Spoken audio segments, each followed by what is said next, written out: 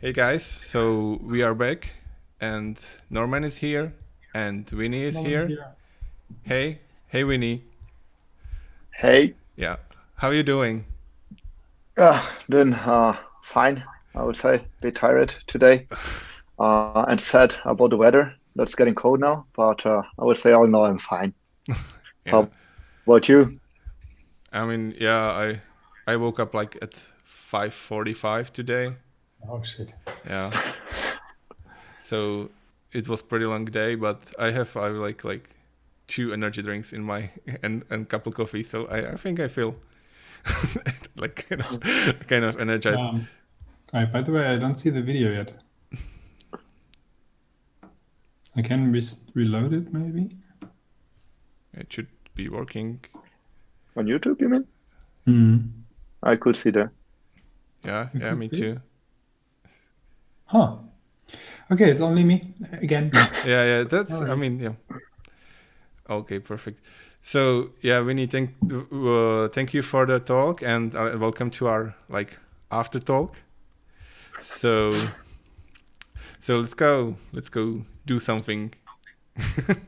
So you are Let's do working. something exciting. What? Yeah, sure. Yeah, so you are working at as a front end developer, right? In the Homeday. Yes, C- sorry. can you tell us something about the Homeday, what you are doing and what's the company doing? Yeah. So Homeday is Berlin-based company. We also have like office in Cologne. We work on the real estate market, which is pretty curious, to be honest. Just as a side note or background, I come from Brazil, and there I used to work with like e-commerce and like recommendation systems. So moving to Germany to work like an real estate tech business is like a quite, I would say, big change. Especially, I mean, tech-wise is okay, it's tech, but I would say the challenge is different. It's not about like as e-commerce where you have like scalability issues and so on. It's like it's different from that, and also like the business. I would say real estate business in Brazil, it's already like complicated enough, and once you move to like a completely like new country, new rules, new laws, and so on, it gets way trickier. But like at Home Day, so recently, I would say last year, I worked. I mean, we are also like we work with squads and so on. So we have like different products, and this like I would say pretty well-known setup. And like the product that I work last year is quite interesting one because first like would say 99% of our like front-end stacks Vue. We have our main website that has like a uses like a CMS that's based on PHP, but we also do some Vue inside. But like the rest is like basically Vue single page applications, or we also have like one application that's server side render that's pretty interesting because it works with maps and so on. But basically, like last year, the application that I work with, it's an application that faces like the realtors. Mhm. I work in a realtor like squad, for example. And what's interesting about it, because it was like first time actually working with PWA and developing a Vue PWA, we decided to take like this path instead of like developing a brand new, I would say, mobile app, so on and Mhm. so forth. And then it also brought us, I would say, interesting challenges and so on. Once you want to go like offline first, when you want to go like, I would say, once you want to follow this path. So it has been like interesting, like working the past year, basically like in this application. We went from like no, I would say, just like brainstorming ideas to like a production release, which was super nice. And also like something nice that we have at Home Day is every quarter we have a week that we call Product Engineering Week, where we basically like take a let's call a week off of our like projects that we have been working on, and we can explore some tech topics. And I usually try to explore, I would say, performance topics. And I had the chance to like work in the past year I would say also like some interesting topics on those like weeks, and some of them went to as just a prototype and just that. Some went to production, and it was really interesting to explore. I would say performance of front-end apps, especially like architecture-wise, where we can improve so on and so forth. So that's pretty much my last year at Homeday, and also like October accepted like a new challenge inside the company, and went from like a front-end developer to like engineering manager. So working like say new challenges from October on, and let's see how it goes. Awesome. That's in a nutshell. Yeah. Can you tell us what Homeday actually does? Because I don't know, to be honest. Okay. So I said just like I work on the real estate market, right? So basically, like in short, how I mean, we facilitate like the buying selling process. Let's say like that. So we have partner realtors that work with us, and those realtors we provide them with like leads, for example. So people that want to buy and sell.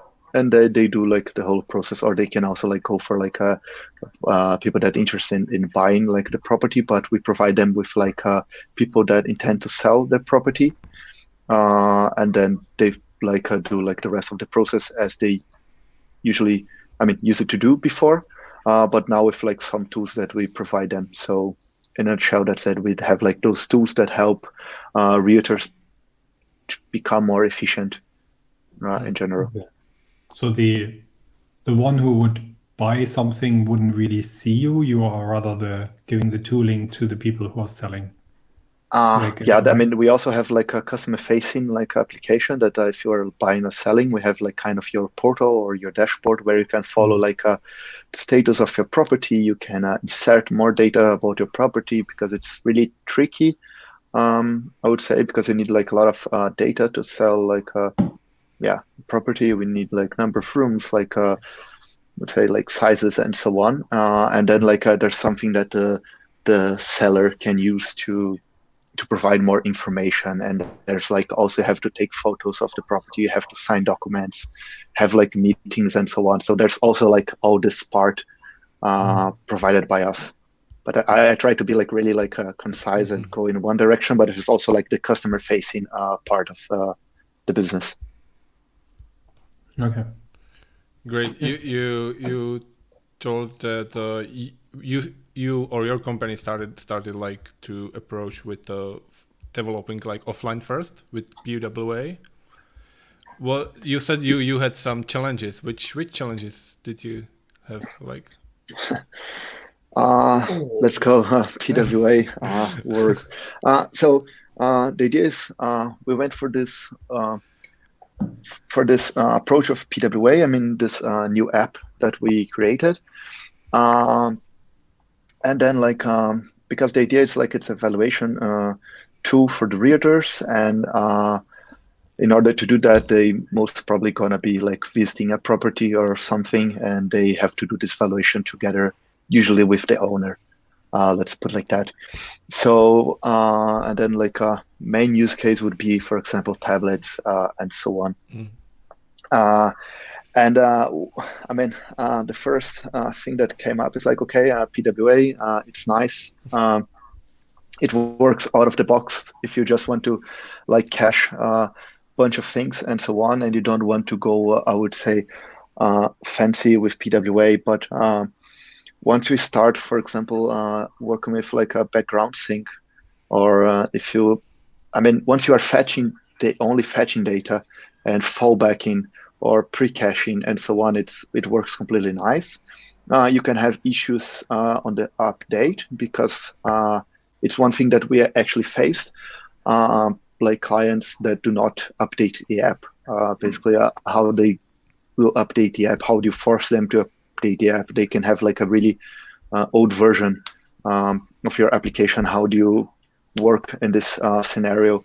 It's really critical if an API has like breaking change. It shouldn't, but it can happen. And how do you handle it? Because someone has like a old version of your assets, or basically of your app, and it's not handling that case.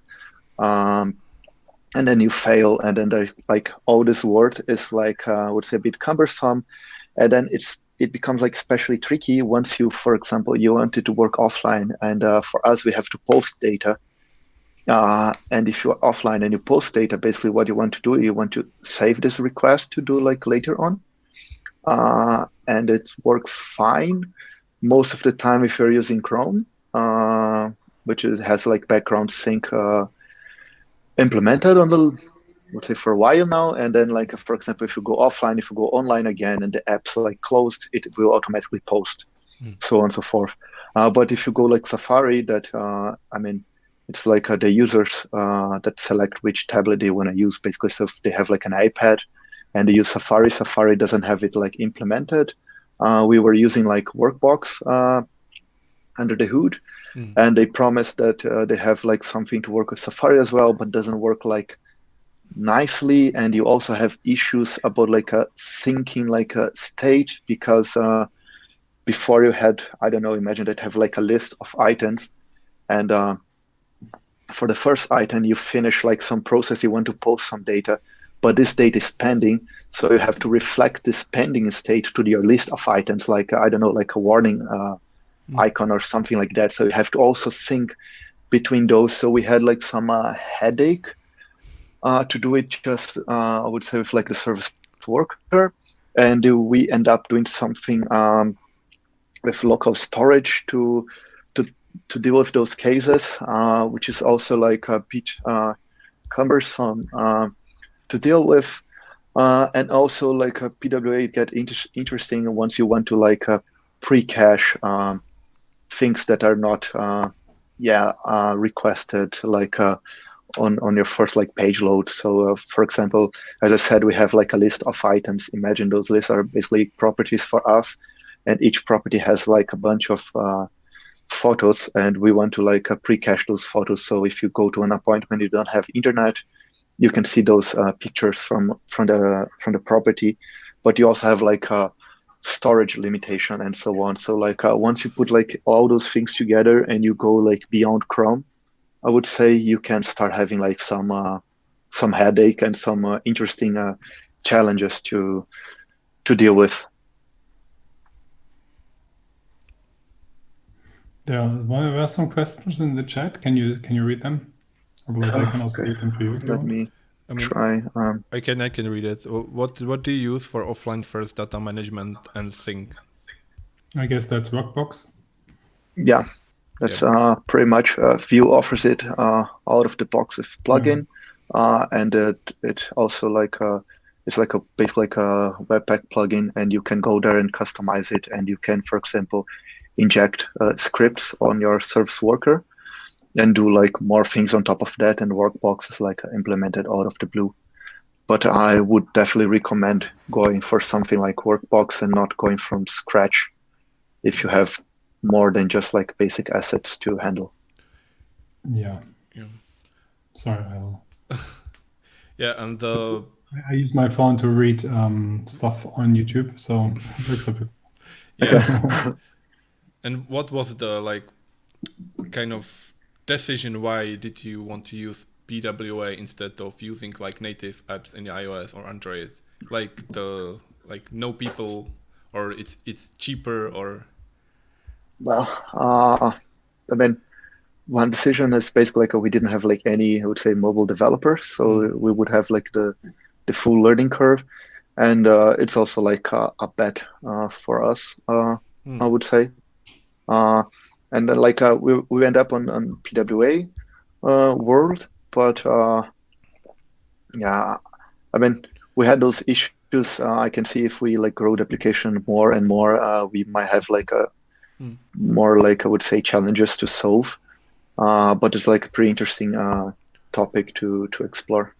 I mean, yeah, basically you have only like one app. You don't have like 3 apps, so like it's easier to manage, and yeah, I mean, and we have like our component library and everything built on Vue. So for us, like was supposed to be like a plug and play, and let's give it a shot. And it's working nicely. So far so good. Correct. Yeah. Yeah, but I guess the problems with application size you have anyways. I mean, as long as you have web applications, you rather quickly run into size issues if you have especially if you use component libraries and are very cautious about the layering of components and so on, or the what do you call it? So that you can reuse them everywhere, Yeah. And so components get pretty complex rather quickly, and suddenly the code size is just exploding and shit like this. But hey, maybe you have the chance to move to Vue 3 one day, and then with really nice tree shaking and everything, you are getting rid of those. Yeah, it's we right now like doing like also like kind of doing our component library. So yeah, it's pretty crazy. And we recently moved from Vue to like the Vue CLI 2 to Vue CLI 4, I think. So we were able to manage to go to kind of latest Vue.js. So it's good. So but I think like for us like doesn't make sense to go to like fully to Vue 3 soon, as we had like really really struggles to just merge, like do it like from this CLI 2 to CLI 4. I mean I guess it might be easier right now. So Might be. yeah. I'm currently running an experiment doing exactly that. Moving. I mean, we had Nuxt. We have Nuxt running in my current client, and I'm recreating one of the pages. So we have a lot of verticals. So for each important page we have our own project, if you want so, but it's all in one mono repository and it's all reusing a lot of components. Yeah. So I'm creating one of those pages in Vue 3 with White as a build system.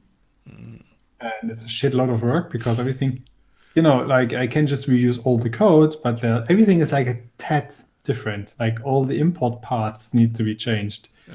And the CSS, because I threw out Sass and use Post CSS for things, there are like tiny changes here and there. It's only a little bit, but it's hundreds of layers of components, So, Yeah. but actually, the code changes are minimal. It's really, so most of the components just work out of the box. So that's pretty nice. Yeah. Only the imports, you have to fiddle around a bit with imports to fix things, like global imports and so on, are not as obvious anymore. Yeah. There is a like addition to the question.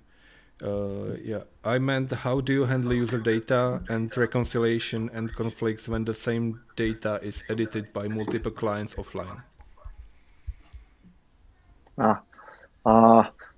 Thanks. Say God, we don't have like this situation, because basically like once the realtor is using the application, I mean it's basically like once the realtor is using it, they are the only ones that can edit a certain property or a certain like deal they are dealing with. So we don't have like multiple people selling, for example, the exact same property. So which means that they are the only ones that update it. But it can still happen. For example, if they do it on their phone and it's I don't know, offline, and they go to a computer and do it on the computer, and they replay like the request like later on. And for us, as it's like really, I would say corner scenario, is basically like, okay, last request in is like the truth. And we don't go like into like work in those corner cases, because it's like effort, and like and we can also have, for example, we internally can like something else that can happen, that all this crazy flow is like okay, like the realtor inputs the data, so on and so forth, there's like a pending request, but the owner can also call us to like rewrite some data, because I don't know, like my house number is not like 17, is like 17A, for example. And then you can also like override it there, like from a phone call, you can go in the system and rewrite this data. So we are not really worried about like those corner scenarios. Yeah. Okay. I mean, once this problem gets in or kicks in, we go and definitely go more robust, but it's not a problem now. Yeah, makes sense. Yeah, as long as you have only one single user creating or changing data, and this is the corner case that you have with this, whatever, the phone is losing connection, he's getting frustrated, putting the phone away, does it on the laptop, and then suddenly the phone gets connection and just overwrites it again, right? That is basically what you said, right? I mean, it wouldn't override because what we did is, as I said, like we disabled the background sync. So for us to rewrite the data, you would have to click on a button like resend this data, and Okay. then So the phone, that's as long as it's basically offline, you cannot send it. Okay, then so it's they can also very like trivial. cancel it. So Yeah, okay. Otherwise, you could. Sorry, my cat and my dog talking in a weird way. Calm down. Otherwise, you could do something, whatever, have a timestamp of last changed or something, and just fetch that timestamp before you change something. But I know it's really such a I weird mean, edge case. to be honest, if because what we have is like for every like time that we send this post request, we save it separately. So we have like the timestamp for each one of them, and we just like keep like the last one a source of truth. So for us, it's like easy if we want to replace one by another, so we don't lose the data. We are never like getting rid Oh, or deleting the appending data. data. We are always like let's say we log it somehow or we append it, and we guess like last on this array of like posts is like the one that we're gonna show to the user. But we can also like if we have like any problem, we can yeah reorder it Revert, or basically. send one of them again to have it less like the last one. So it's like possible to go back in time, more or less. So MongoDB, or was it CouchDB? No, I mean it's just I mean we save it like no SQL wise, but it's basically like Okay. a huge item. Okay. Yeah, because in CouchDB, I think you have it by default even that they store revisions of data, and you can just roll back. Yeah, I can imagine most of like NoSQL database will have it. No. I I mean my last one that I did something similar was an Elasticsearch that also supports like kind of revision system. Would be the same, and I can imagine all the others supported, but it's as said, it's like a corner scenario. So Yeah. Anyways, yeah. let's worry when the time comes. Okay, it looks like your question is answered. No more Yeah. questions. So, Jiří? Yeah. So yeah. You If you hear weird sounds from Yeah. me, that's my cat. There was a comment that I read. It's like the pop-up that asks the user to update and click. I mean, we also have like we don't have like a pop-up, we have like a banner to update, like, okay, you're using old version of the app, but we still need the user to click, right? Or I mean, or the service worker has to just like shut down and then it's gonna update next time. But we still have like the issue to update, and we have another application internally that did something like similar to ping and like less version and see, okay, there's like less version, let's update and show like a banner. But at the end, if the user is live doing something, they won't update the app. That was our like issue. All right. yeah. Should have a cat and a dog. I have 2 cats and a dog, yes. So if you hear weird sounds, then it's either one of them. Yeah. So you organized meetups in Brazil, right? Also. Yeah. Oh, how was the community in Brazil? Is it different than in Europe than here in Berlin? Well, from my experience, yes. I mean, first of all, I don't come from like I would say São Paulo or Rio. That's most probably like the cities that people know that are like huge cities. I come from like a city on the south of Brazil, called Florianopolis. It's let's say 500,000 people city, so it's not huge. So the community is like a way smaller. I mean, we wouldn't be able to like run, I would say, a Vue meetup every month, or even like let's put like we had like also the as similar as like Berlin.js, for example, that I would say broader. It was okay to run it like maybe every 1.5 month or something like that, but every month it would be just too much. The big difference is like on Vue, I was one of the organizers, and as it was like a bit smaller, we used to do it like in the week after work, basically. But like the other ones that I also organized, for example, this JS one, we used to run it on the weekend. So it's like a different like approach. So we would spend like the whole like afternoon like talks and like a lot of networking. So the difference is that we had like a lot of networking involved, and it was not just like about like talks. We had on this we had like kind of how to call it, not even lightning talk. We had like moments where people could just like go there in front like for 1 minute and share something like quickly and so on. So it was like a bit like different, like the style of how the meetups are run there. But like talk wise, it's quite similar, I would say, but just like the format that changes like a bit, and it's more like on networking than on like a content, for example. Yeah. And how is the company doing during these times?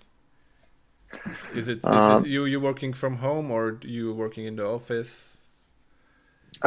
Okay, yeah, that's okay. How it all started, I think it was like back March or something, and it was like super weird because like I was heading to the office, and then I was okay, arrive at the station, and then someone said, yeah, go back home, and I was like, the fuck, why? I mean, I didn't open Slack in the morning. And then it was like, okay, it was like basically on a Friday, and then like, okay, please go work from home from now on. The office will be closed, something like that. But it was like super smooth actually, because then okay, you could go to the office, you could get like all the equipment you need. I went over the weekend also to get like a chair, because I didn't have like a proper chair at home to work. I got my monitor, I got like everything basically you could just ask and then go there and get. And then it has been like since I would say maybe I'm lying, but it could be 2 months ago, that was allowed to go back to the office under some rules basically. So basically like, you couldn't sit like next to other person anymore. Like we had like a floor plan, and you also had to like sign up to go to the office. So there were like a limited number of people that could go in, so on and so forth. And then there was like general rules. For example, meeting rooms were like a limited the amount of people, but then it was like still like a fully optional to go or not. And then it took me a while. I went like a few times to the office, and then like since last week, we also like introduced some traffic lighting system basically. And now that's red, the traffic lighting system. The office is like fully shut down. I mean, unless you really need to go there. For example, I had left my keyboard there, and then like I said, okay, just gonna go by the office, come by and just get my keyboard, and it's completely fine. But we are not working from there anymore. And since then, like working from home, well, I mean, with all the setup, it's completely fine. So far, I have had like a reliable internet. I cannot complain. I mean, okay, I had like from time to time it just like fails, but I would say most of the time I can engage like in a call for hours without like lagging that much and so on. And that's been good. And how affects like the like this COVID thing with like the industry you are working, like your company is working? Is it like still kind of the same, or it's worse, or? Well, at the beginning, of course, like we were all like, "Oh my God, what's going to happen?" And it's I mean it's pretty tough because okay, people. I mean, we depend on people like buying and selling houses. So let's see if people still want to buy and sell houses with all this crisis. So at the beginning, we had like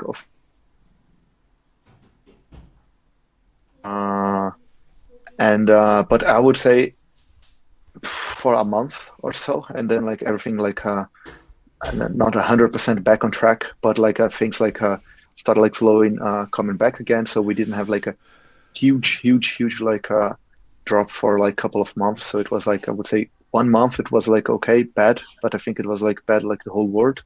But Zoom, I would say Zoom was quite happy with that. But yeah, and then like now it's okay again. I mean, we stopped like hiring for 1-2 months, and then we went back like hiring people, and yeah. Yeah, for us it hit us like pretty bad, like for the like travel industry. It's Oh. So, and right now it's again like back. So it looks like in the summer that it will go kind of up for us, but after like the like September, it's like going back down. So yeah, so we are kind of working for like on the short time work still, like this Kurzarbeit thing. So yeah, so we had some people on Kurzarbeit, I would say, for a month, and then like we were super happy that like everyone could go back to the office. Yeah. I kind of envy you because office. I'm working like 8 hours a week. It's like it's nothing. Okay. Oh.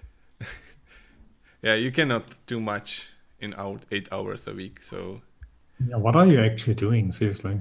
Me? You even stretch them over more than one day, right? Yeah, we have like 4 hours. I mean, right now we have like we are going like on 50%. So it means like 20 hours a week. Okay. But because of this like kind of, I want to say uprising, but it's not uprising. I mean, that would be like zombie apocalypse. But I think the like the numbers are higher again. Yeah. So we are going back on this 8 hours until some indefinite time. So yeah, so it's I'm trying to focus on other things. So but I mean honestly, in 4 hours a day working, you cannot do much. I mean, you have like daily stand up which took half an hour. Then you get a coffee and then you start working and it's gone. So yeah, that doesn't make much sense. That's true. Yeah. So yeah, I'm trying to focus also on other projects like which I started. So it's Rails backend app, right? Yeah. It's Rails and frontend is next. So it's growing slowly. It's growing. I'm happy, and the code is like pretty hacky because I'm trying to build some kind of the like MVP or POC or something like that, just to like if it's working, and it seems like it looks good. I mean, Have you done Next before? Me? Yeah. Yeah. I did some Okay. Next before, but like just the small things. Like this is like more like this is the kind of first time I'm using like Next like a full front end. Food arrived. Yeah. Do you have to leave or? No. Just like the door. Okay. Yeah. Someone asked what you are using for your background blurry thing. I think Blurrying. it should be native Meet. Google Meet has this one. Yeah, if you're using on Chrome, I mean on Safari it doesn't work, but if you're using Chrome, they just enable this feature and it's pretty neat. But I mean, if you also have like a MacBook, it means that your fans are like really working hard, and you have like a rocket at home. Mine is not offering that. Interesting. But so maybe it's a Mac, Windows, whatever thing not working on Linux, maybe. Yeah, I mean, yeah, of course. nothing is working on Linux. Yeah, that's right. Yeah, so it's in these times it's like also like trying to focus on other things. Yeah, I also. So what? You have a question? Yeah, what is it actually what you're doing with this Nux thing? I didn't really get the purpose of your application or the project what you're doing. Yeah, I Or don't. is it still secret? Yeah, it's like really top secret. Cool. Okay. Yeah, so it's like Okay. it's $1 billion idea. Of course it is. Nothing less I would have. Yeah, I would go lower than 1 billion. So I mean, if some investor Who is starts working below 1 billion? if some investor is watching, like I can accept anything. So. I see all the heads turning, thinking, "Oh shit, we wanted to offer him 500 million, but that's not going to be enough." Yeah. They're all leaving now. Too bad. Yeah. So, but yeah, I think Vinny, like the your industry is safe, because I think like people are still like want to buy a house even in these times. Maybe in these times it's much more like you want to buy a house somewhere like in the middle of nowhere where there are no people, which can like. I actually heard that more people buy houses, or especially also renovate houses, because now they have time to do these things. Yeah. I guess that's people who are not affected by the money issues, of course, right? But I heard this a lot, that, for example, that you don't get any plumbers or whatever people to work on your house anymore in Brandenburg and Berlin, because they have so much to do now, because all the people now call them and just fix stuff and have projects and so on, because now they are sitting at home and have time for these things.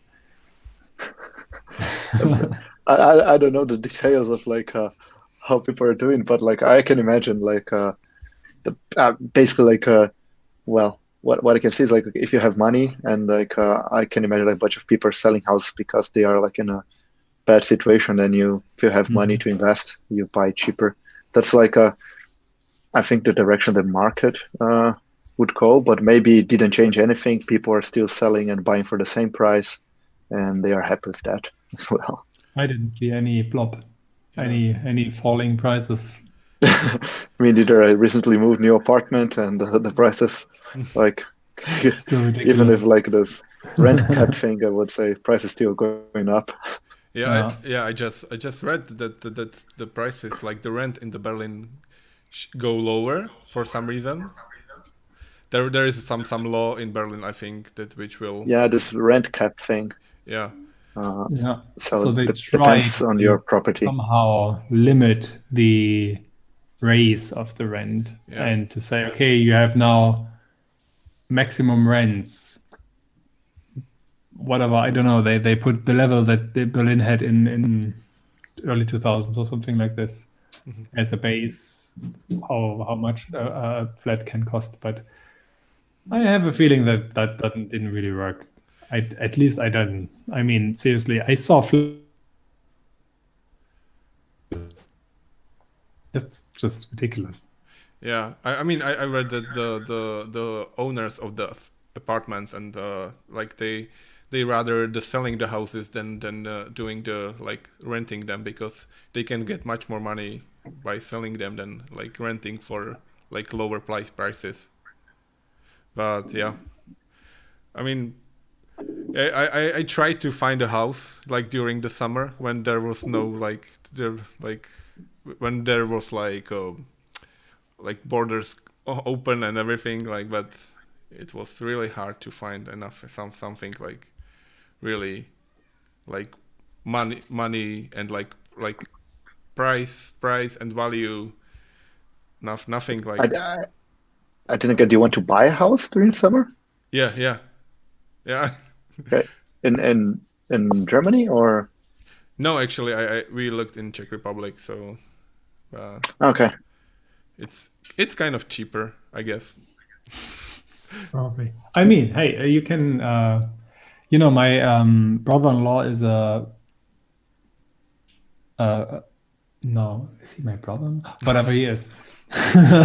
He is a realtor, and he was last week, or maybe it still is, selling a hotel in a small city close in Sachsen-Anhalt, where I grew up.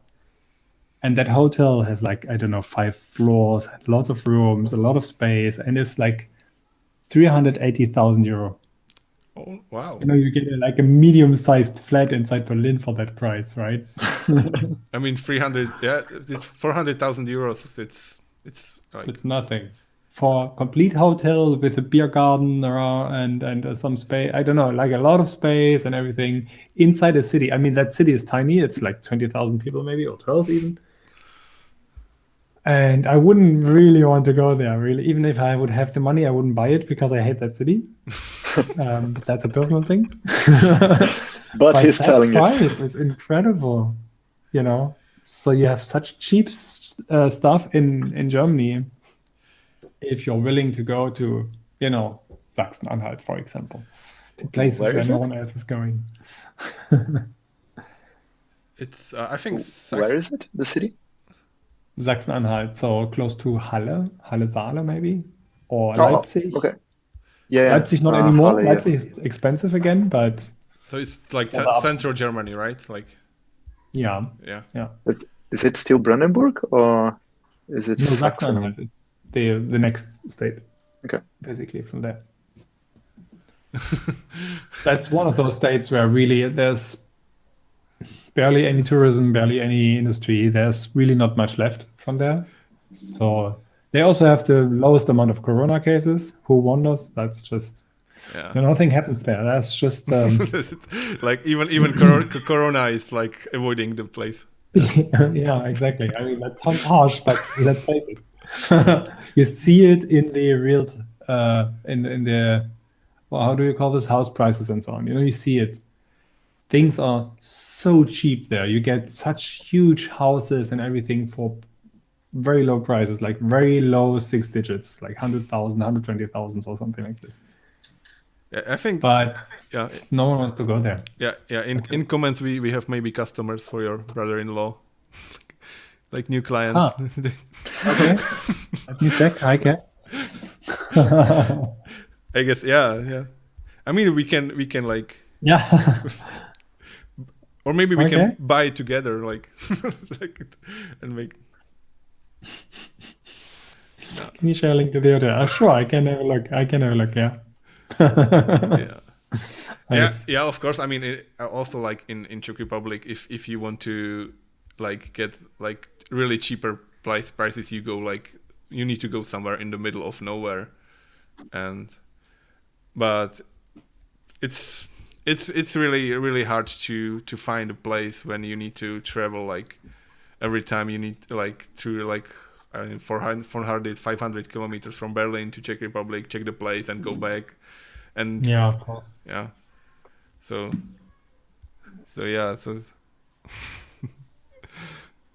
Vue Hotel. Yeah, that's a good idea.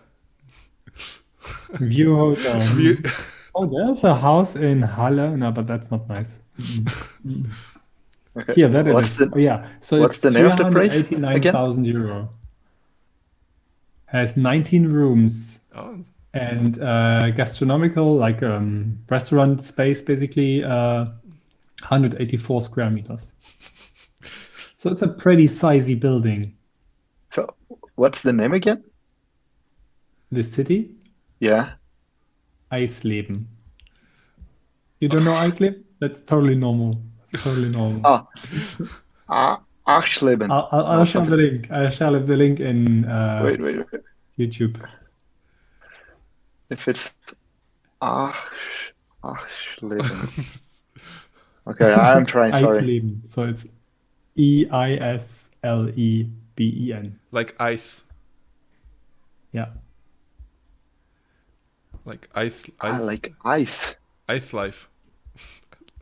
I have no idea. Don't ask me why they call it like this. It's the birthplace of Martin Luther.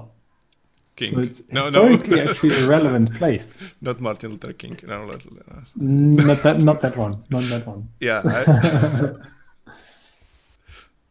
Oh yeah. Where did you write it? Because I'm still trying to find it. Did you see it in YouTube? Maybe I think comments? you cannot post the link if you are not admin.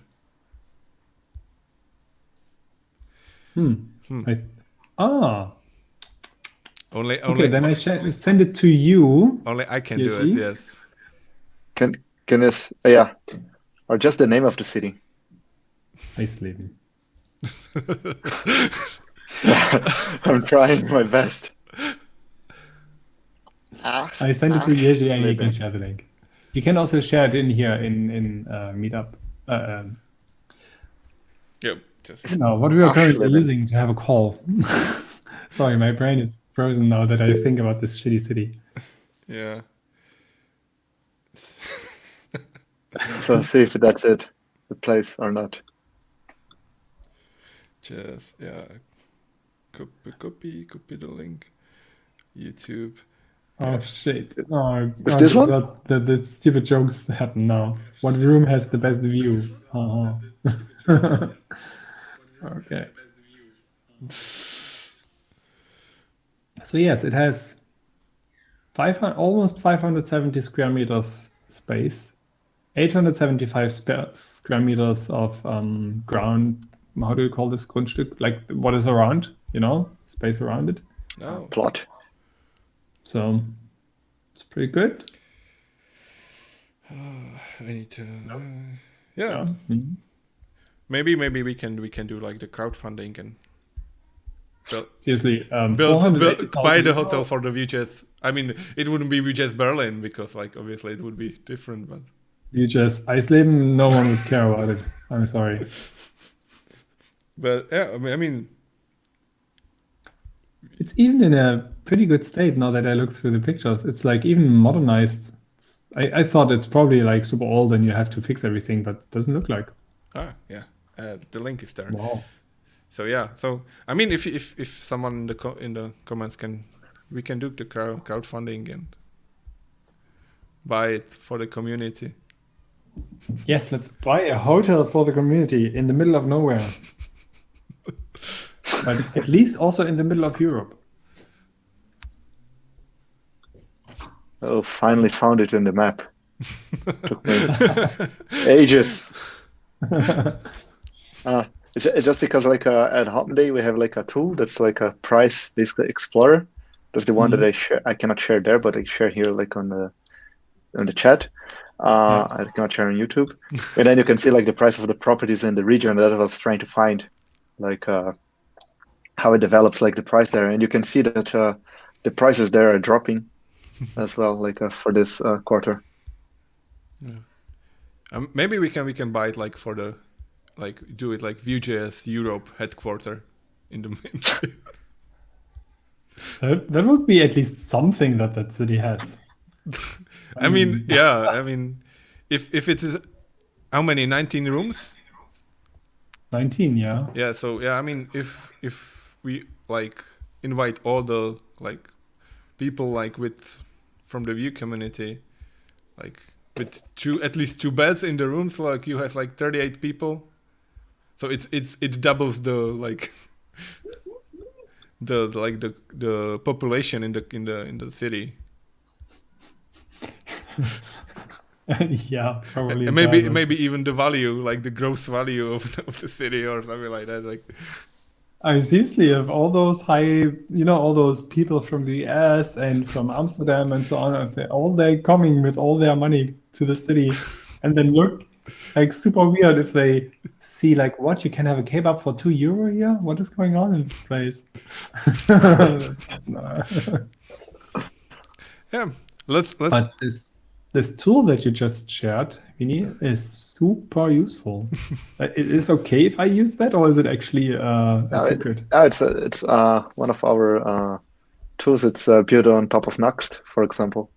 Okay. Nice. And it's for houses and apartments and for selling and renting. Oh, cool. So you can play with it and see like where the expensive regions in Germany. Yeah, exactly. So this there's this thing that is called Wohnlage in the top corner. So that means if something is in deep red, it's more expensive, or it's just very good and doesn't have to be expensive. I mean, it doesn't necessarily mean like it means expensive, more expensive than that like region, but it's like the value for that area, but doesn't necessarily mean that. It doesn't necessarily mean that the price will be higher. It means like the value for the property, like it's better located, for example, or something like that. I mean, Okay. usually there's a correlation, of You course, get but like the it better might happen that value. like you have orange and red are the same price, but the red is like a better area for some factors. I see. Okay. Oh, interesting. I somehow scrolled to Hamburg accidentally, and then I ended in Stettin, but I actually wanted to go to Berlin. What And, is going on? Oh, I'm too. Here I am. Okay. and it's only for Germany. Yeah. Oh, yeah. Yeah, it stops at the border. Yeah. Of course. Who cares about? I mean, What? I mean, it's no one wants to go to Czech Republic anymore. Like everyone is like afraid of us. It's like the zombie land right now. Afraid of you? Why? Yeah. It's pretty crazy there right now.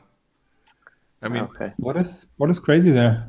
we I, have by the way, live in an orange area. Isn't that nice? yeah. Sorry. We had like we had like in like 6,000 new cases every day. Oh, I see. And Okay. in compared to Germany, it's like in Germany there is like 4,000 a day, Yeah. and it's like 8 times less population. So it's pretty bad. Okay. Shit. Yeah. So yeah, they actually from tomorrow there will be complete lockdown for the next 2 weeks. Okay. So yeah, everything Nice. will be closed, and yeah, so So I guess we don't have to be angry about a lockdown after, or it's not even a lockdown, a curfew after 11 p.m. here in Germany. yeah, Or in Berlin even only, right? I think. yeah.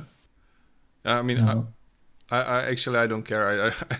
My only like way is like in the morning to the kita with my son and back, and like and to the Kaufland with the hazmat suit and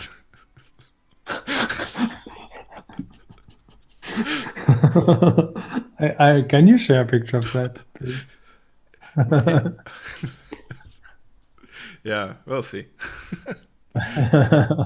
Yeah, so like that's the only thing, like yeah, so it's really bad. Yeah, so but actually Winnie, I found one thing. you actually you were announcer at the Rio Olympic Games, right? How did you get to know it?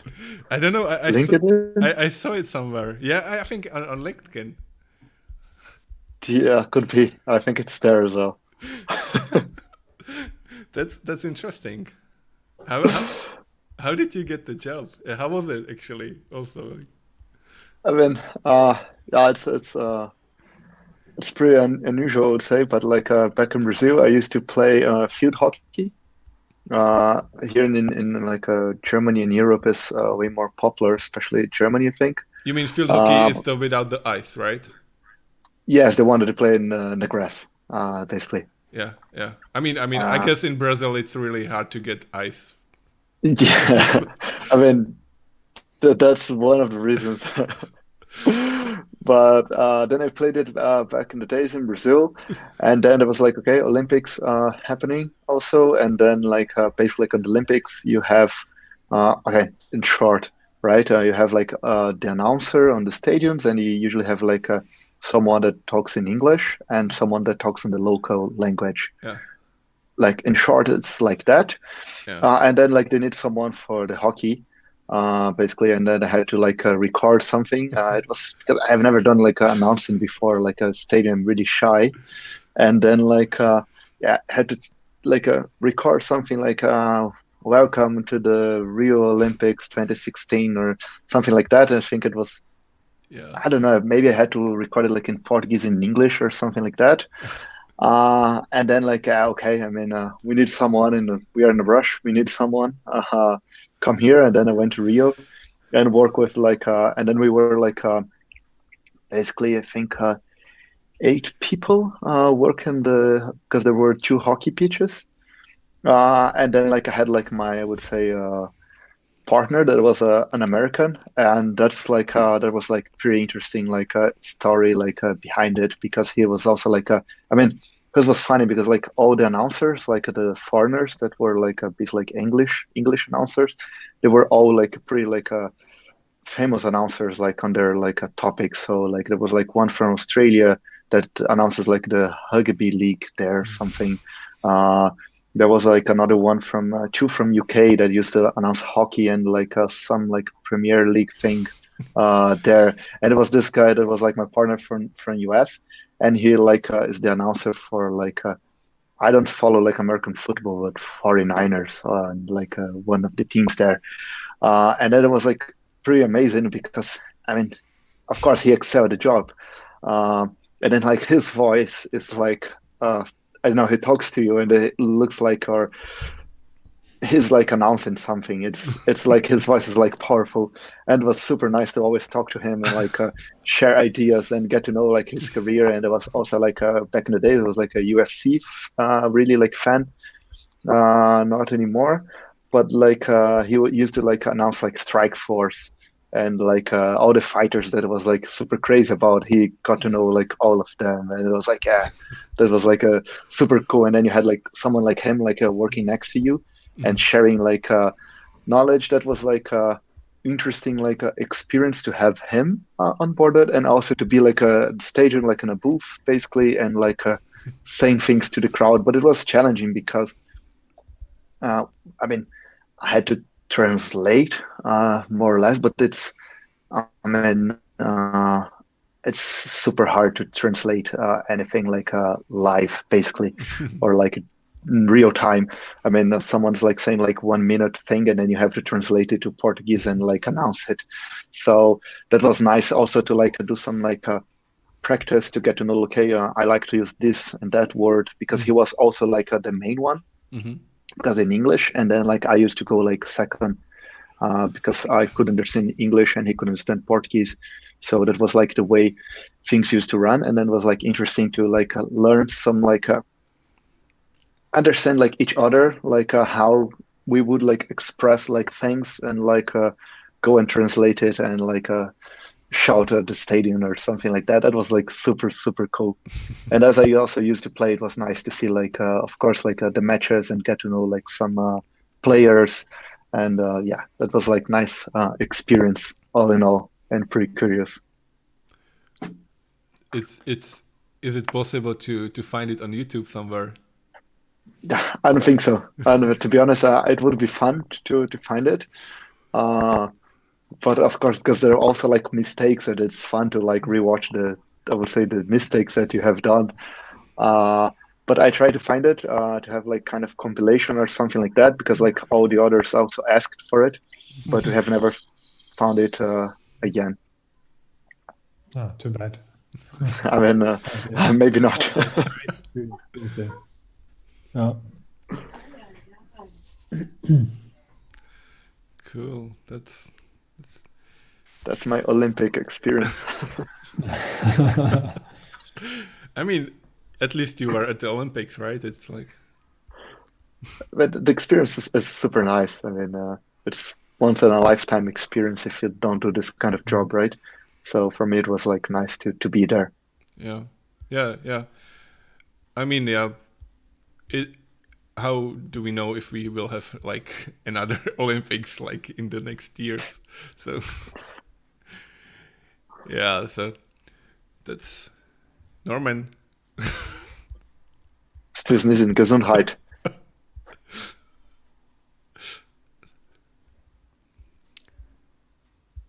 Sorry, I didn't want to disturb you with that. Yeah, Corona times, yes. I hope it's not that. Yeah. Yeah, that's oh fuck. Yeah, that's amazing. So yeah, but what you are trying to doing in your free time when you are not working? So, okay, Phew. that's a Good good question. I would say, Tough question. I know. It's like like I would say tech-wise or like playing with tech. I mean, recently I was like playing with because we're gonna have like elections in Brazil, mayor. And then I was like just playing with like something just for like a listing, like the candidates and so on. And then I decided like the main goal was like to play with like a different like I would say it's called architectures if you want to call it like that. But basically like I built like it with Vue 2, for example, and then okay, let me try to build it with Vue 3 and see like differences. It's like really small app basically. And then like the last part that I did that was playing with is doing with Next. And basically because like okay, I have to hit APIs and get data and so on, and then I try to okay, let's statically like generate all those like pages and so on. And that was like a really like an interesting, I would say, thing that I did like recently to because I mean okay, I have done Next with like server-side rendering like this price atlas, for example. I worked on it, but I never done like the static like generated pages. It was nice to play, and also first time also playing with like Tailwind.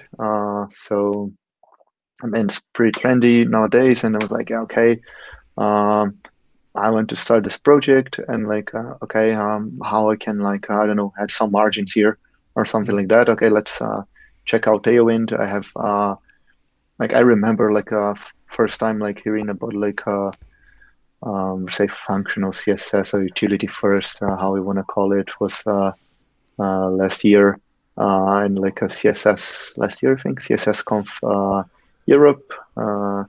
Like someone mentioned tachyons there, for example, and then I started reading about it. I was like, okay, nice, but never used it. Like the company, actually, the company, like sometimes I was like, okay, I need like a utility class here. Then used to create like some kind of file just for utilities, and then like first time doing Tailwind, and then it's like, yeah, it's I mean pretty convenient. I would say if you want to create something on top of it, you have like a bunch of defaults and things like that, and it's I would say I wouldn't say easy, but it's fast to implement. And I have seen that we recently launched this like play Tailwind, like how do you call it? This playground. Yeah, The I saw that. Yeah, yeah, that's pretty good. Yeah, that's also like super nice to play with, and it's interesting yeah, approach. yeah. I'm They also also have a using. UI library, right? Well, Sure. A component library made with Tailwind as well. yeah, Yeah. Yeah, they're building it, right? yeah. They I have think they, it's yeah, they there have this already. Tailwind UI, which is Yeah. in the early access. So Oh, okay. I didn't use it yet. Yeah. Okay. yeah, they have some components for free, so you can test it. So yeah, Mm. I'm using actually I using this UI for this my current like side project. So and I also like thinking to buy this early access because I kind of like this like components. It's What do easy. they ask for it? How much? Mm. I think it's around something like $200, and I think And last time I checked, it was something like that. I think it's the $200, but it's the lifetime. So it's like you Yeah. don't have to pay it like every month or like 200 every month, no, but every year like 200 every year. So Yeah. it's like one time payment. So it's seems pretty good. Yeah. Okay. €200 sounds a lot for components, but if they really make your life easier, might be worth it. So why not? Yeah. Yeah. Like it's also like a way of supporting like the project, maybe. Yeah. Also, yeah. It's yeah. Yeah. I think I would rather pay that money for in this perspective than for some components. I'm not that kind of, building stuff just quickly, blah blah, to just throw it out and somehow make money with it. I don't think that Jiří is that either, so no worries. But so this kind of components is usually exactly for that. Same with all those other component libraries. They are for like really quickly bringing things on the market, right? Yeah. And I'm sure there's a lot of money to be made with this, rather quickly made things that you just throw together as long as you find the right niche for it somehow. Yeah. But that's just totally not my style. Yeah, I mean, like for Tailwind, like UI makes sense for if you want to do it like for like administration or something like dashboards and everything. It makes sense because it's you don't have to play with it. But for like design things or like really like pixel perfect thing, it's you still need to do it like different way. But and for like fast prototyping, it's pretty good. So you don't have to like take care of anything. So just yeah.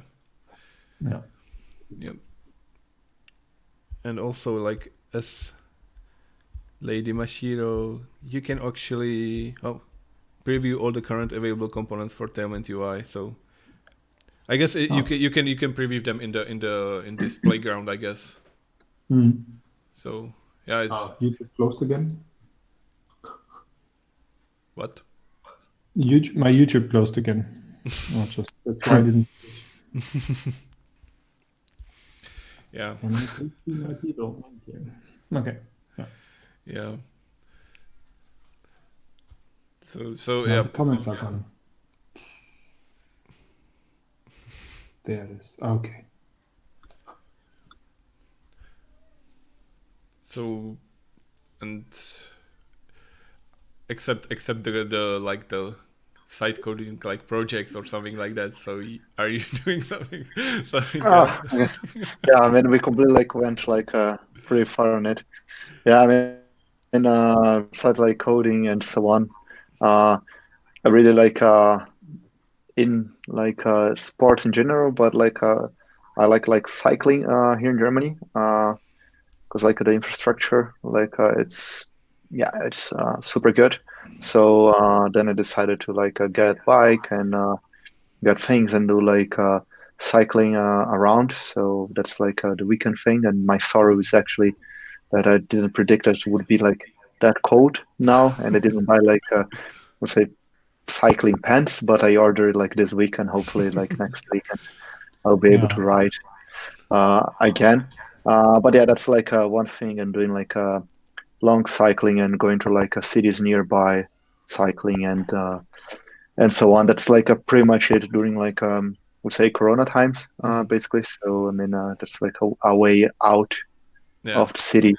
Yeah, that's because I mean all day long at home, like working all day long, and then like in the evening, okay, maybe walk in the park nearby or something, but just try to like avoid things a bit, and then like over the weekend, do like long rides throughout the city and go to the forest or wild a bit. It's nice. Yeah, good.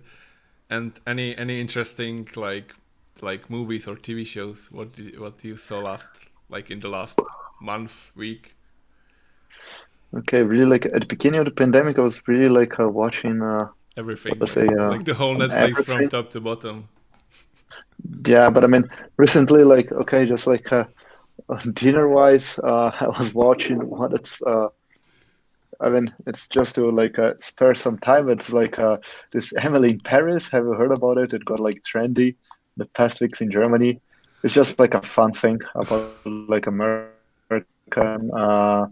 that goes to Paris to live there, and then there's like some fun facts about it. But I wouldn't invest that much time in it. Just if you want to like okay, put something while you eat. But like recently, what I watched? I watched that one that the name don't remember, but the one from the coaches that there's like a documentary about like the coaches that has like interview with Mourinho, has like basketball coaches, tennis coaches, like also on Netflix. It's interesting to show their perspective. It's cool. I also watched it this year, like beginning of quarantine, like the Formula One series from Netflix. I mean, I used to watch Formula One while I was a kid. But then I stopped it because it got boring over time for me. And now after watching this show, I was like, oh my God, I have to watch F1 again. And then F1 came back, and I was like, yeah, Still boring. I don't like the race actually. I like what's happened like behind the scenes and so on. But it was nice to watch. I watched this Our Planet, also like a documentary from Netflix about like animals and so on. I bought the book as well. It's like it's nice if you like this kind of thing. And like in general, like short documentaries, I like to watch it, and like use some YouTube channels.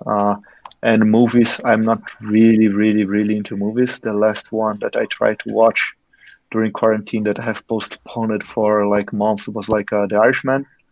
And it's just like 3 hours, and after half an hour, nothing happens. I said, yeah, okay, I'm gonna do something else. And then I just drop it. So I'm not really good with like movies and TV shows, but when someone's watching it, I just like end up watching. That's how it happens. Which YouTube channels do you watch? Well, except for Vue.js Berlin, of course. Of course, yeah. Subscribe, like and subscribe. Exactly. Like here, subscribe there. Yeah. Here. Somewhere, right? I like Fail Army. To just like spare time to just like laugh a bit, but I also like John Oliver, like Last Week Tonight. It's always like fun to watch. I watch like a lot of like Brazilian ones as well. Also like sketches like in Portuguese and so on. So I like those, and I try to keep it like from science. I like ASAP Science, for example. It's one that I follow from the early years from them. But I try to keep like a YouTube more like a fun thing. Gesundheit. Fun thing to watch and just like spare time. But that's pretty much it. And also like I recently got into like I went back on playing some games and got into this Fall Guys world. That is like just piss you off, but it's fun. This you mean the Fall Guys? It's the kind of, there was a like in 90s there was a show called like I think Takeshi Castle or something like that. It's Takeshi's Castle, yeah. Yeah, I think it's the same, right? Same like principle. Yeah.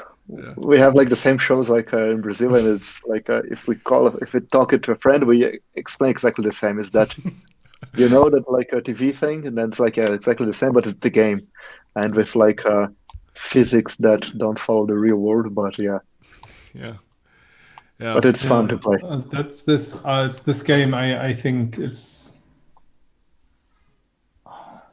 I don't know. I saw a video of it where someone ran through this whole thing and was really, really good until the last thing right before the goal, and then there's some guy running forth and back on that goal, and he just kicked him out. I couldn't do this. I would just shout. But once you have like a friend in the chat and like everyone's complaining and everyone has like a lot of like bad experience, it's nice. That's not my style. No, I can't do this. Same with these games that are made to be hard, where you just do everything over and over again until you make them. I hated it since forever. It's not my thing. I mean, next month there will be releasing the Cyberpunk 2077. So I think I will have like time to like, and I won't have time to play it, but actually, I mean maybe if I had right now they reduce my hours, so maybe I can find some time. I thought you are back to 8 hours per week. Yeah. At the moment. In October still 50%, and in November back to 20%. So I will have time. Actually, I will have time to play. So it's good actually. Just don't tell anyone that you're going down from 50% again. And just use that time. Yeah. I'm going to work. Yeah. Exactly. Yeah. So I need to sneeze again. I'll be right back.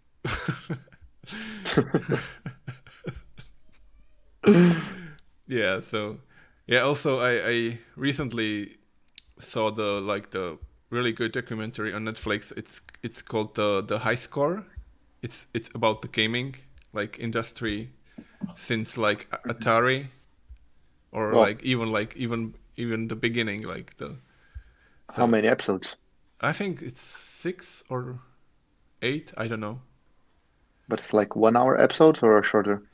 I think it's like 1 hour episodes, and every episode is about like different kind of. One is about Atari, one is about Sega, one is about Like, Nintendo, okay, PlayStation. the generations. Uh, it goes through the generations, or Yeah, it yeah, goes yeah, through yeah, the yeah. brands. Yeah, I mean, it goes like from the first one to latest one, so kind of. Nice. It's Could be really, interesting, yeah, and I'm gonna also, add it to my list. yeah, yeah. it's really good.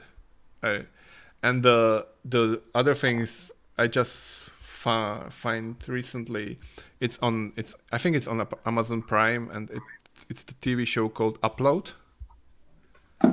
It's like something like in the near future where people don't die and they upload them like to heaven, which is like digitally made. So Okay. so Nice. if you are rich, you can afford like better heaven than if you are poor. And everything, like, of course, in this heaven you need to pay for anything like extra. So Nice heaven. yeah, Mhm. yeah, yeah. So, and I saw like only like the first episode like yesterday, and Okay. it looks pretty like interesting. So yeah, I had like kind of really big void of TV shows like lately, because I didn't found. I tried to find some TV shows on Netflix, but I don't know. I don't like any of the new ones. So The best part of Netflix is going through like all the trailers and watching it and judging like all the shows, and then like 1 hour later you didn't watch anything. But yeah, I yeah, mean, I don't like. You know it all, right? yeah, Yeah, yeah. So I just watch Star Trek. There's so much to see. It takes ages. And I'm not really watching every day also. I just watch like a couple days a week, 1 to 2 shows, like episodes per day. yeah, So that's all right. So I mean, we are watching the Next Generation, and we are in the fifth season now since this week. yeah. So it's 7 seasons, I think, right? I have no idea. I think it's 7 seasons, so we soon have to find a new series.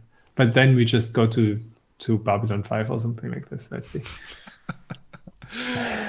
Yeah. Thing is that it's I'm a bit impressed because it took. I mean, it's so long ago that I saw those, right? Mm.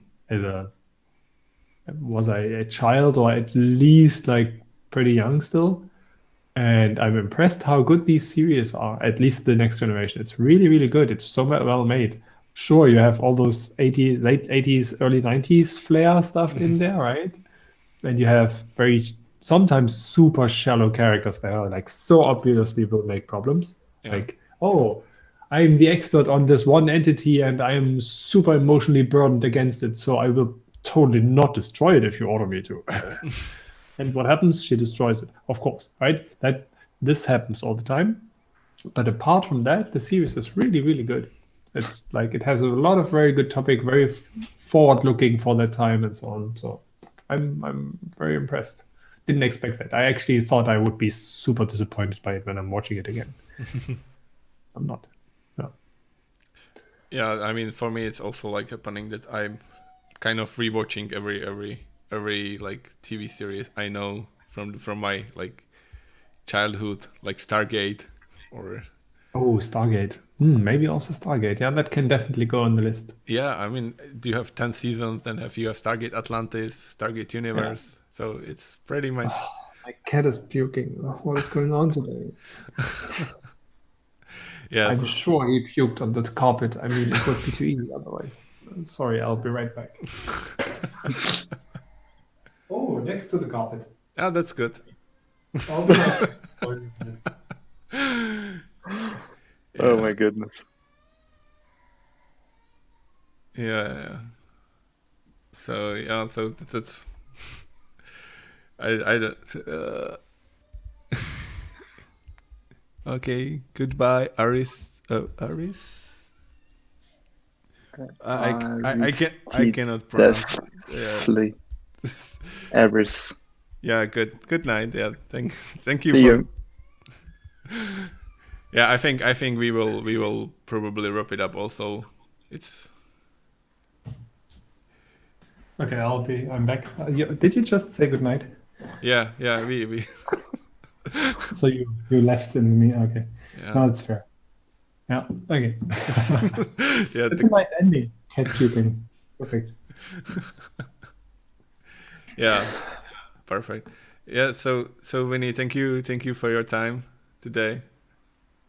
Yeah. Thank you for your talk. It was really good. Yeah, and Yeah. nice. Thank you very much.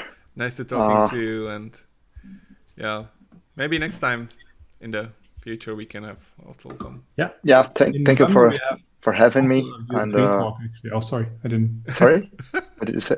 Sorry, it was lagging. I mean, I said like my internet was flaky sometimes, and it's one of those times. I just wanted to say that in November we will have another Vue 3 related talk actually about converting or like migrating a Vue 2 app or one component of that app into to Vue 3. Yeah. I'm looking forward to that as well. More Vue 3 topics. It's really great. Yeah. And also you can prepare also something. And me or Vinny? No, you. Me? Yeah. Really? Yeah. Let's see. Yeah. Okay. Thank you very much for having me. As I said, it was like nice, interesting to do like first time live coding. I was like, I mean, I'm gonna rewatch it like later on, but it was like shaking with my mouse here. I was really nervous. And then didn't see that in the video. But it was nice to do it, and also the after talk really nice to talk about a bit longer about everything. Yeah. I mean, we can still talk about Bitcoin or something like that. No. We need to end it Don't right now. stop anymore. Yeah, I need to mention it in every episode. So. Yeah, I know. I have affiliation. Yeah, okay. I think it's enough. Like, good night, everyone, and like, thank you. Okay. Yeah, see you. Bye. See you in November. Me, you. Bye. Bye.